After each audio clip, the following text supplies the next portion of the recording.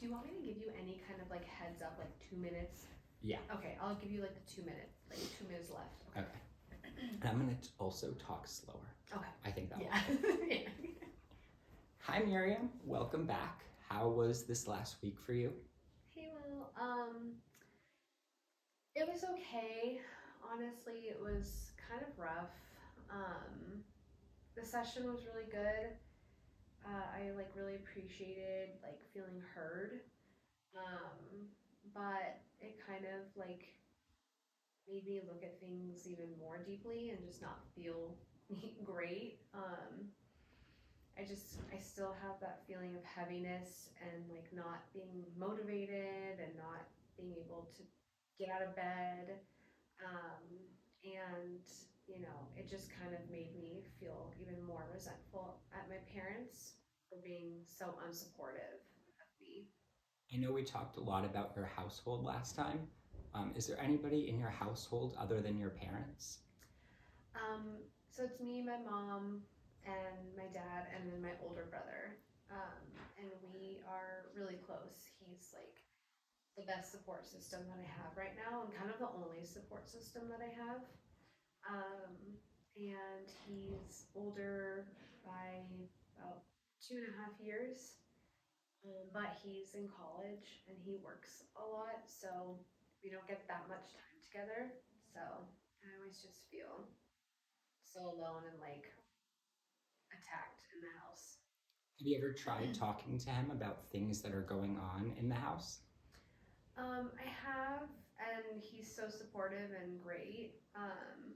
And my mom and dad just feel like I don't have any motivation, and they think like when I try to explain everything I talked to you about like being unmotivated, not being able to get out of bed, they think I'm just being dramatic and exaggerating. And so it's just hard because all we do is fight. And so when I told my brother and we like talk about it, one time he tried to help us and kind of like bridge the gap for us, and it just was horrible. Like it made such a big fight with our parents, and it just didn't go well.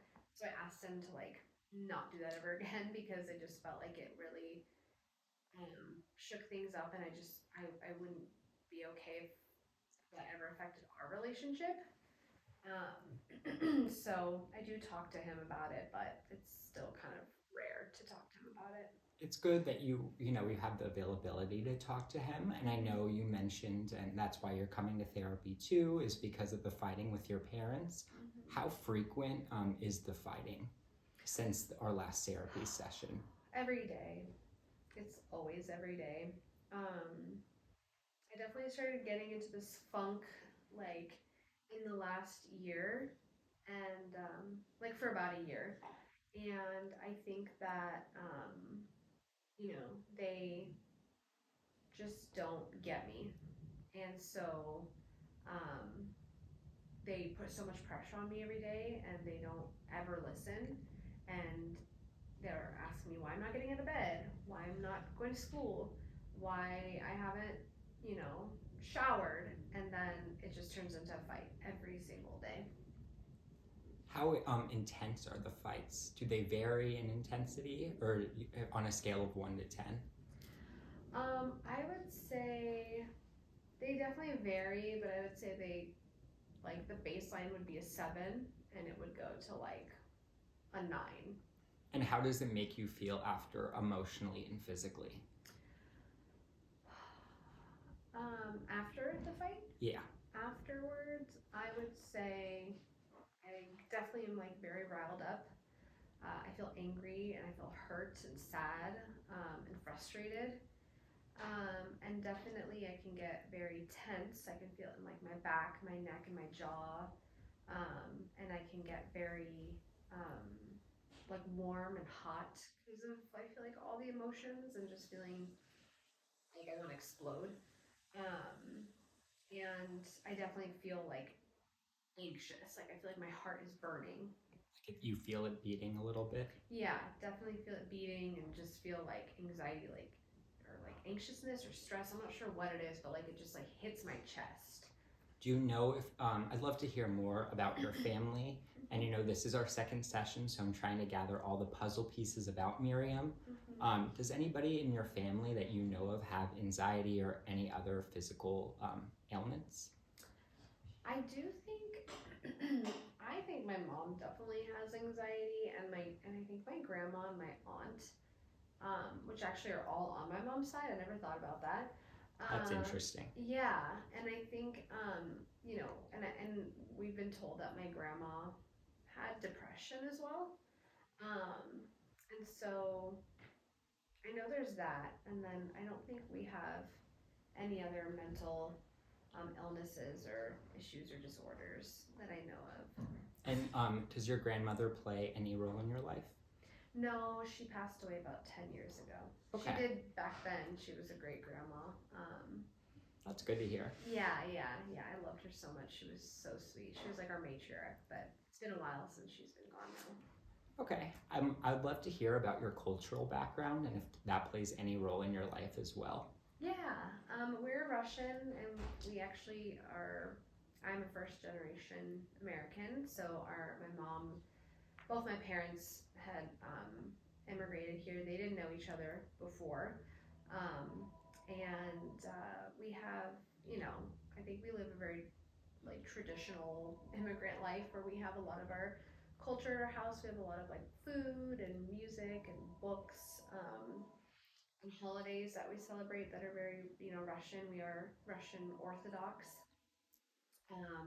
So we celebrate like Christmas, and we, have very strong roots to Russia. But I'm also very Americanized, and my brother as well. So it's kind of like a mix. Are you religious? I don't know. I'm very spiritual. I have faith in God and I have a relationship with Him, but I wouldn't say like I'm religious where I'm like reading the Bible and, I'm very like, attentive at church. I kind of like made it my own thing, but I do have a faith and like a spirituality for myself. That's good.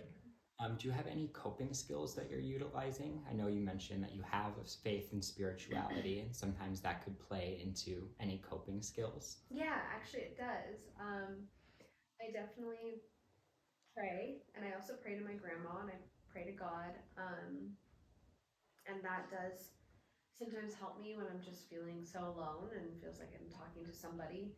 And then I do love music, so I love to listen to music in my room when I'm really like upset or hurt. And being with my brother sometimes, it's not often because he's so busy, but that's like always puts me in a better mood for the time being. And we also, I love movies and shows, so I'll watch that with my brother or sometimes just with myself, to kind of take me out of reality for a little bit. Yeah, it's good to have that escapism. Within the last week, did you engage in any of these self-care practices? Yeah, I definitely watched some shows. I listen to music every day. And it's, nice for the time being, but it, as soon as it turns off, it just feels like all of like the pain and sadness and realities just come crashing down instantly. So I don't know how to make anything last long term, and to just make these changes for myself of like wanting to have that energy, wanting to have motivation, wanting to have like a drive for myself. Well, I hope you give yourself some grace. Were you suicidal at any point within the last week since we last spoke? I know this is tough, but I really want to make it a safe space for you. Yeah, no, I appreciate that. No, I haven't had any feelings of that.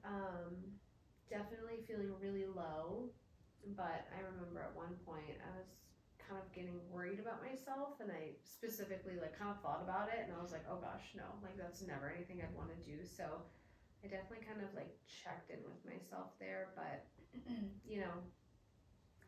I I would say like this feeling started 1 year ago, and even though the pressures around me have like increased, I still just feel like the same level of this like heaviness.